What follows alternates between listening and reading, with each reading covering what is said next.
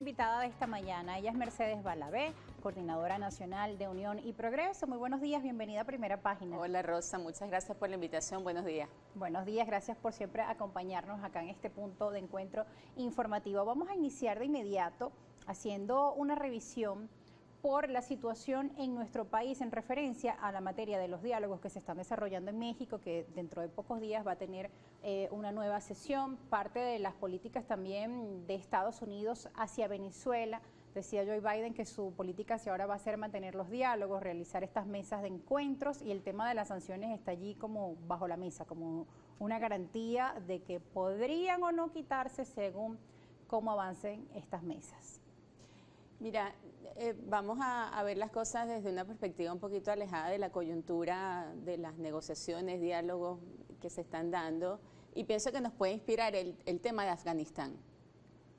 Anteayer, Mibelis Acevedo escribía en su artículo semanal en El Universal, que las liberaciones de los pueblos, la salvación nacional, la reconstrucción de un país no se hace por encargo, ¿no? Lo tienen que hacer los mismos ciudadanos. Claro. Tú no puedes hacer eso si tú no llamas al concurso en presente, no a la voluntad general o a lo que dicen las encuestas, sino que tienes que organizar a las personas del país para que ellas mismas busquen por sus propios medios el destino que le quieren dar a la nación. Y eso hay que actualizarlo en cada momento. Eso es lo que muchos han llamado la presión interna, la necesidad de que en Venezuela se produzca un cambio para mejorar las condiciones de vida, para resolver los problemas, y que se haga con el concurso de la población, con el concurso ciudadano. Cuando los países son gobernados por los extremos, no solamente hay torturas, malos tratos, atropellos a los derechos humanos, sino que la misma cotidianidad de las personas se vuelve una tortura. Y es lo que estamos viviendo. Rosa, dentro de un mes empiezan las clases supuestamente. ¿Cómo están los planteles educativos? Ahora con las lluvias me imagino que la situación se agrava todavía más. Y la variante Delta, que también es otro de... ¿Cómo está el plan de vacunación? Es imposible hacer un plan de vacunación en Venezuela si no llegan suficientes vacunas. Y no van a llegar suficientes vacunas mientras no superemos el problema del reconocimiento, de la gobernabilidad. El problema político tan grave que tiene el país. El tema de la gasolina y el gasoil. ¿Cómo transportas tú a los niños a las escuelas si no hay gasoil, si no hay transporte? El problema de la alimentación, de los niños desnutridos, de la falta de alimentación, los programas de alimentación en las escuelas, que es fundamental.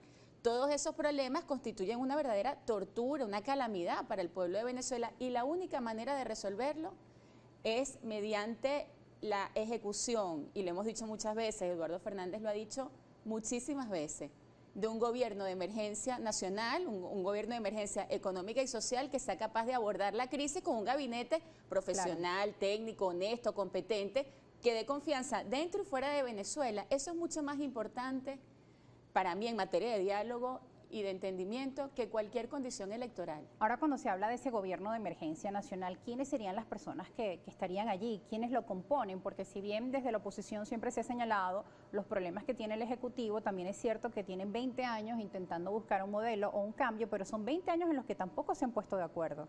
Creo que la pregunta clave no es quiénes lo componen, sino quién lo convoca. Claro. ¿Quién convoca el gobierno de emergencia? Bueno, lo tiene que convocar quien en este momento gobierna Venezuela. Lo tendrá que convocar el Ejecutivo Nacional con su Congreso, con su Parlamento, por ejemplo.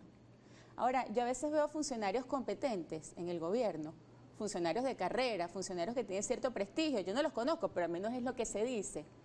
Que la condición para que estén en ese cargo no es su competencia, sino que es la capacidad que ellos tengan de ceder al chantaje, de la adulación, de las consignas, de insultar a países democráticos y hablar bien de países poco o nada democráticos. Si tú no cedes a eso, o sea, si tú no repites las consignas, si tú no te demuestras revolucionario, aunque seas competente, aunque seas de carrera, aunque tengas capacidad de ejercer ese cargo, no puedes estar allí. Para llamar a un gobierno de amplitud, un gobierno de emergencia, tienes que dejar de lado ese proselitismo demagógico, anticuado, que ya nadie quiere y que ya nadie sigue, y tratar de buscar lo que nos une como venezolanos, que es la necesidad de resolver los problemas, la necesidad de que haya un gabinete profesional, honesto, competente, que merezca la confianza, y que todas esas consignas, todo ese romanticismo, vamos a decir, por decir algo, no contribuye a la unidad del país, no contribuye a la unidad nacional, no contribuye al diálogo, al entendimiento. Mercedes, y que cuando hablas del tema del proselitismo, hemos visto también en las encuestas que la población pues ya ha mostrado un rechazo muy alto del 80%, tanto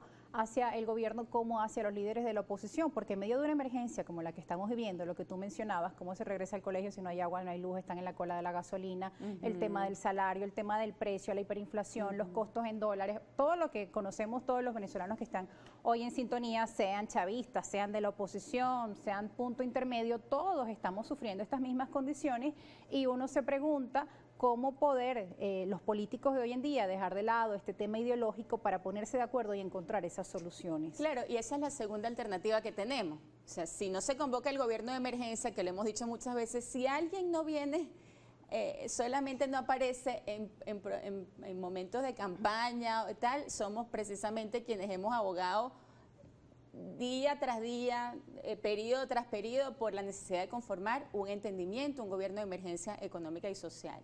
Si eso no se da, ¿qué otra alternativa nos queda? La organización para la participación electoral. Ahora, en medio de este bochinche, porque eso es la palabra, me parece a mí adecuada, un bochinche, una feria electoral, como decía un usuario, en Twitter, un usuario de Twitter, o de este circo trágico, pues es muy difícil que la gente se sienta motivada.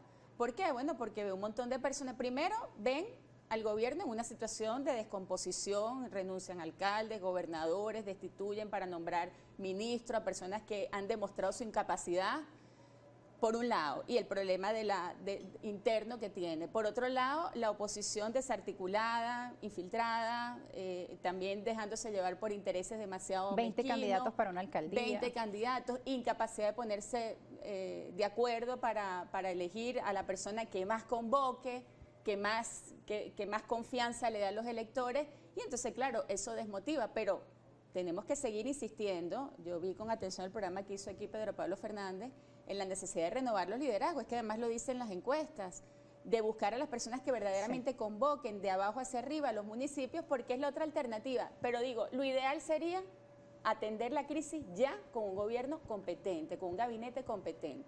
Mercedes, ese tema lo vamos a estar ampliando al regreso de la pausa porque debemos cumplir con compromisos a esta hora de la mañana, así como también vamos a estar leyendo las preguntas y comentarios que ustedes tienen en la red social Twitter. Coloque la etiqueta Primera Página y los vamos a estar leyendo.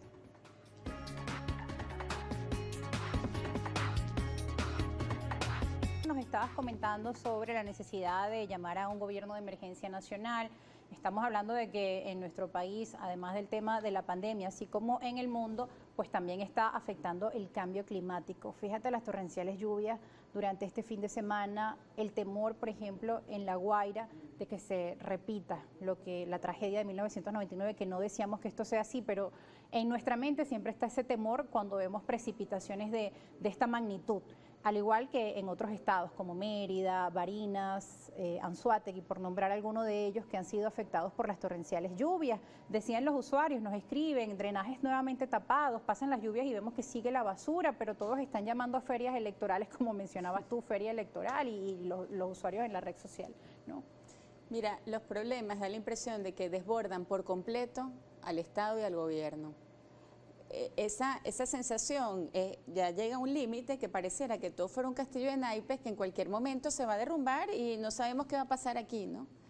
Es una situación que cada día se agrava más y cada día vemos más lejos las soluciones por la incapacidad, las limitaciones, la ceguera de un gobierno que no entiende que él solo no puede resolver los problemas. Yo aquí tengo una lista de cosas que el gobierno no puede resolver. No hay forma de reactivar la economía con este gobierno conformado así como está.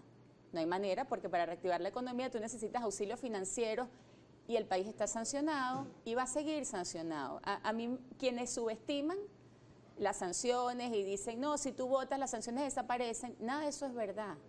El tema de las sanciones sabemos, y es responsabilidad decirlo con claridad al país, no se resuelve fácilmente. Claro. Ni siquiera con un cambio de gobierno. Hay que hacer una serie de rectificaciones muy importantes para que poco a poco se vayan levantando. No hay manera de traer vacunas al país. el bochinche, otro bochinche, el de la vacuna. Ya vienen, si vienen, no vienen, ya pagamos, no pagamos. No hay forma de traer suficientes Han venido llegando vacunas. por lotes, el tema de COVAX ha sido dramático, también nuevamente allí han alegado el tema de las sanciones. Así es, y tú preguntas en el interior y muchísima gente no está vacunada ni tiene idea de cómo va a resolver el problema de la vacuna. No hay manera de resolver el problema financiero de la moneda nacional. Van a seguir las medidas que fomentan la hiperinflación, va a seguir la devaluación, la reconversión monetaria. Señores, no resuelve el problema de los precios de la moneda, de la devaluación del bolívar. Eso lo sabemos porque lo hemos vivido ya demasiadas veces y muy seguidas como para no recordarlo. No hay manera de sincerar los salarios ni de dialogar con los sectores empresariales y sindicales porque simplemente es un gobierno que no entiende que para gobernar necesita el concurso de todos y no necesita el concurso de quienes repitan la retahíla de consignas que ellos predican. Todas esas cosas, Rosa, nos ponen en una situación de verdadera emergencia que solo vamos a poder resolver en la medida en que nosotros seamos claros, que el liderazgo político entienda la necesidad de asumir la gravedad del problema y eso es lo que nos debería convocar y unir a todos. No tanto la decisión de un candidato o de otro, sino la necesidad de poner nuestro mejor empeño, nuestra mejor voluntad para acabar con la tortura cotidiana del venezolano. Mercedes, a propósito de lo que comentas, hay ya preguntas en nuestra cuenta en la red social Twitter. Te voy a leer una de ellas del señor Alfonso, Ismael Alfonso 6. Cuando tú mencionas el tema del gobierno de emergencia, él le dice, señora Malavi, ¿usted cree que el gobierno quiera o acepte un gobierno que convoque a los mejores? Ellos nunca dejarán ni compartirán el poder. Se ha cansado de decirlo, como ha hecho en el pasado. Los gobernadores ni han ganado, dejan hacer. Ellos solo son ellos, le dice Ismael Alfonso. Claro, Ismael, en política tenemos que defender ideas, tenemos que defender posiciones. Y en política se pueden defender muchas ideas y muchas posiciones. Lo importante es que lo hagas con coherencia y con constancia. Nosotros insistimos en lo que creemos que es lo mejor para Venezuela. Y la actitud del otro, su posición frente a la situación, no nos debería a nosotros alejar ni hacer cambiar nuestra posición política, porque precisamente en eso consiste el ámbito político, en saber defender con fuerza, con argumentos, con convicción, tratando de convocar a los venezolanos en torno a estas ideas, y para eso estamos. Bien, le voy a leer un comentario y luego una pregunta. Por ejemplo, hay un comentario del señor Remigio Sacriste que le dice, buenos días, la invitada tiene razón sobre la política del país, el Ejecutivo y el interinato solo hablan de populismo, o sea, quítate tú para ponerme yo, pero quien sufre es el pueblo. ¿Quién piensa en el pueblo? Es que ese es precisamente el drama de los venezolanos, la desconexión tan grande que hay, ya parece una palabra trillada entre las disputas políticas que cada día se dejan seducir más por los discursos extremistas, violentos, excluyentes, y las personas que están unidas en los problemas y en la necesidad, en el clamor porque se resuelvan esos problemas.